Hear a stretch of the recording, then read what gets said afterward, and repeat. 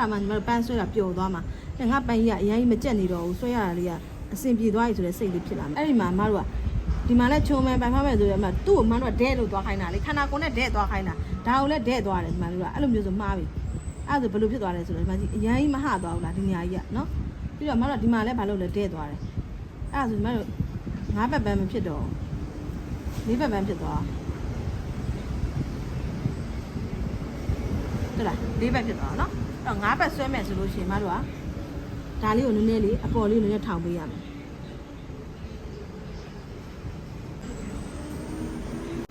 သူကဒဲဖြစ်လာမဖြစ်ဘူးထောင်ပေးရနော်အဲ့လိုမျိုးထောင်မှမတို့ဒီမှာနှစ်ဖက်ကလွတ်လွတ်ကျွတ်ကျွတ်ဆွဲလို့ရမှာအဲ့ဒါမှညီမတို့ပန်းဆွဲတာပျော်သွားမှာငါပန်းကြီးကအရင်မကြက်နေတော့ဘူးဆွဲရတာလေးကအဆင်ပြေသွားပြီဆိုတဲ့စိတ်လေးဖြစ်လာမှာစဆွဲလေးကပန်းကြီးကအရင်ကြက်နေတယ်ဆိုအဲ့ပုံစံမချတတ်လို့